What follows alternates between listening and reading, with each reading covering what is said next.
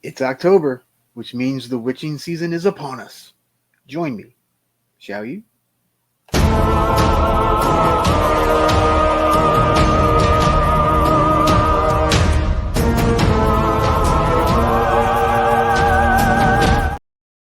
What's up, fiends? Alucard here, and today we'll be flying our broomsticks into the horror anthology, The Witching Season, created by Michael Balliff, or Bailiff, not sure how he pronounces it. It is comprised of 5 short films, 2 of which are directed by Michael Balliff, and the other 3 directed by James Morris. I received this copy of the film through HorrorPack, in which it was the limited edition Blu-ray number 87 for September 2023.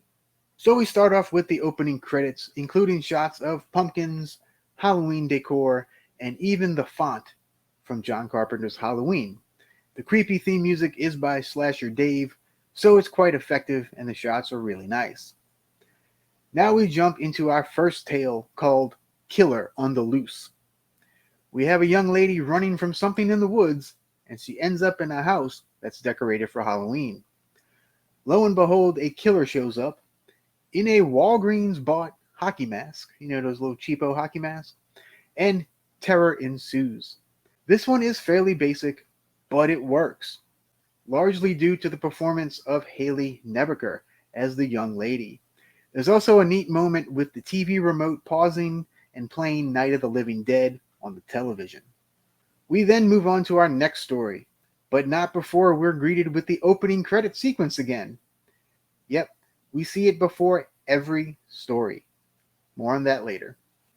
Anyway, the second story is called Princess and is about a mother and young daughter moving into a new house for a fresh start. The daughter goes into the basement and finds a dusty old doll dressed as a bunny, and she names the doll Princess. Mom says they should return the doll to the previous owner. However, when she contacts them, they very adamantly do not want the doll back. Later that night, the daughter leaves Princess on the sofa overnight.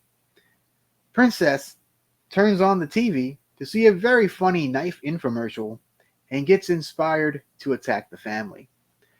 This is my favorite of the shorts on here. This one is actually kind of creepy, and honestly, I wish it was a little longer.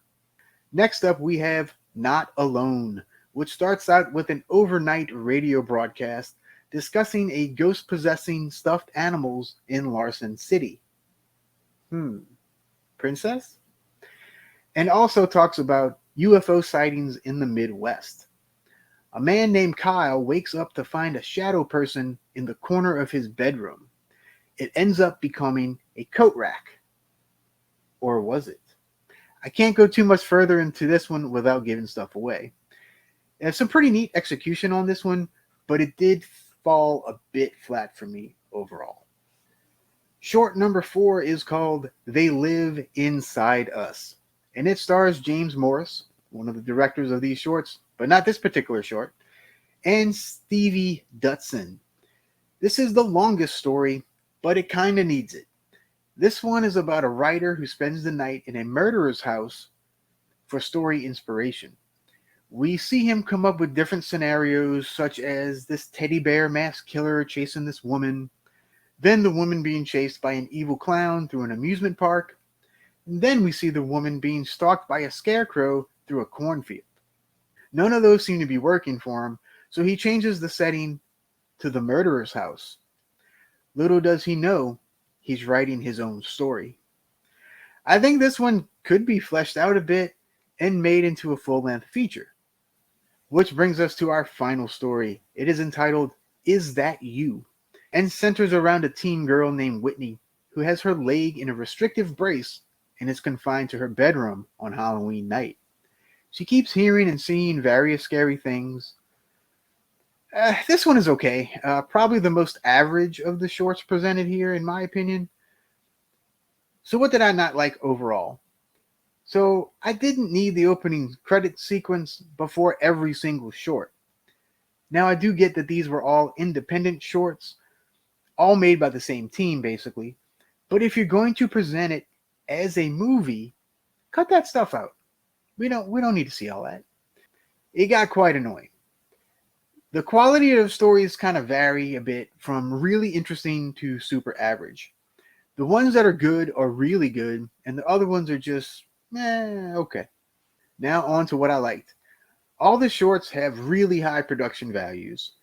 I also thought the cinematography was quite impressive, and the Carpenter-esque music really fits the mood. While I didn't care for all the acting, I could tell that all of the actors were giving it a good shot. So kudos to all the actors involved.